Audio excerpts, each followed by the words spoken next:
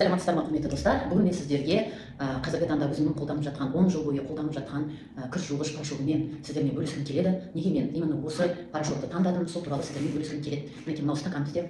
Осы стаканға біз кірді ыстық сумен жуамыз ғой. Сондықтан осы стакандарға мен ыстық суды құямын. Мына жерге қазір екі стаканға мен мынау аптекада сатылатын зеленкадан тамызамын. Және де қазір осы екі стаканға бөлемін. Екеуінің түсі бірдей болу үшін. Екі стакан, екі стиральный машинаның барабаны деп елестетейік. Осының біреуіне көпшіліктің қазіргі таңда магазиндердің сөрелерінде сатылып жатқан осындай коробкадағы порошоктарды алып жатады. Осы порошоктан, әрине бұл порошоктан мен бір қасық қосамын. Өйткені бұл нығыздалынбаған, концентрат емес. Сондықтан, мысалға сіз 5 кг кір жуатын болсаңыз, 150 грамм порошок қолданасыз, иә? Сондықтан мен мына жерге бір қасық порошок салдым. Енді мынау біздің компания, МВ компаниясының S8 порошогы, біздің Марат екеуміздің 10 жыл бойы үйіміздегі кірлерімізді жуып жүрген порошогымыз. Мінекей 10 жыл бойы осы порошокты таңдадық. Бұл порошокты мынандай банкаға салып қойған болатынмын. Осы банкадағы порошоктан кішкене ғана қосамын. Егер де сіз осы порошокты алған болсаңыз, өзіңіз салыстырып көрсеңіз болады, магазиннен алып, және де өзіңіздің қолданып жатқан S8 порошогын қолданып көрсеңіз болады. Неге кішкене ғана қосамын. 5 кг кірге 30 грамм порошок жеткілікті. Ал егер де обычный кір жуатын болсаңыз, обычный порошоктен сіз 150 грамм саласыз, иә? Ал S8 порошоктан біз кішкене 35 кг 30 грамм ғана саламыз. Енді мен сіздерге мына стаканға йод құйғым келеді. Білеміз, йод оңайлықпен кете қоймайды. Мінекей йодтан құямын. Осы йодқа қазір сіздердің алдарыңызда мен компания МВ-дің өнімі отбеливателді қазір мен салам. Отбеливательді мынандай кішкене тоже ыдысқа салып қойған болатынмын. Негізінде порошоктарды осындай нығыз күйінде жабылып тұрған нелерге салу керек. Ыдыстарға салу керек. Құяйын. Осыған енді мен отбеливательді саламын. Қазір отбеливательді салайын.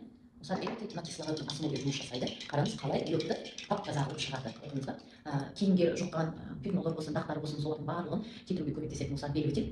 Және де бұл отбеливательдің бір жақсы жері, ыстық суға майлықтарыңызды салып, осыны салып қоятын болсаңыз, майлықтарыңызды тоздырмайды, матаңызды тоздырмайды, және де ол сіздің сүлгілеріңіз, бет орамалдарыңыздың ұзақ сізге қызмет етуіне сізге үлесін тигізеді. Және де кір жуып болғаннан кейін бұл суды огородқа, гүлге құйсаңыз, гүліңіз сіздің тыңайтқыш ретінде әдемі өзінің қалпын қалыптастырып, кері әсерін бермейді. Демек бұл арқылы біз нені түсінуге болады? Біздің өнімдер, МВ компаниясының өнімдері ешқандай табиғатқа зияны жоқ дегенді білдіреді. Енді мына порошокқа тоқталатын болсақ, мына жерде биоформула деген нәрсе, биоразлагаемый дегенді білдіреді. Биоразлагаемый деген бұл даже қорабының өзі табиғатқа ешқандай зияны жоқ.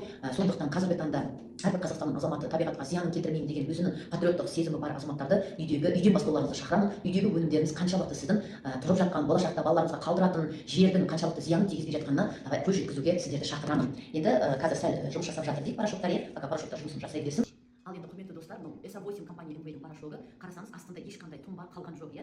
Енді көпшіліктің магазиннен алып қолданып жатқан порошогын көрсететін болсам, қараңыз, астындағы қаншама мынандай тұнбалар қалып тұр. Бұл тұнбалар қайда кетеді? Стиральный машинаның именно фильтрінде жиналады. Солай машинаны сіздің ұзаққа қызмет етпейді, және де киімдердің ішінде маталардың арасында қалып қалады.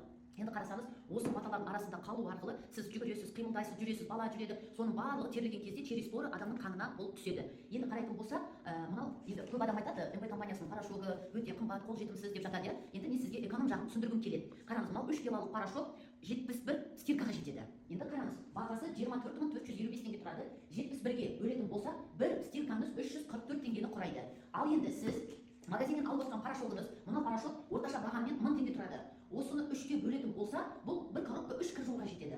Бір кір жууыңыз 335 теңгені құрайды. Енді қараңыз, қарап тұрсаңыз, мынау 1000 теңгелер апта сайын алып отырып, айына 8000 теңгеге порошок алып отырасыз. Ал мына порошокты 24 мыңға сатып аласыз, сіз почти 6 ай порошок іздемейсіз. Қанша уақытыңызды үнемдейсіз магазинге барып, иә? Енді қараңыз, бұл жерде қайтарым ақша бар. Қайтарым ақша деген не бұл? Сіз егер тіркелетін болсаңыз, 15% жеңілдікпен мына порошоктан, мына суммадан 15% жеңілдікпен ала аласыз. Енді сізде мынандай кэшбэк балл жиналады. Сіз, например, өзіңізге порошок алдыңыз, және де сіздің 4 құрбыңыз, туысқаныңыз осындай 4 порошокпен жууға шешім қабылдап осы порошокты алды дейік. Сіз бір айда 100 балл жинайсыз. 100 баллға компания МВ сізге 10 000 теңге қайтарым ақша төлейді. Сонда сіз порошогыңызды 14 000 теңгеге алуға мүмкіндікке ие боласыз.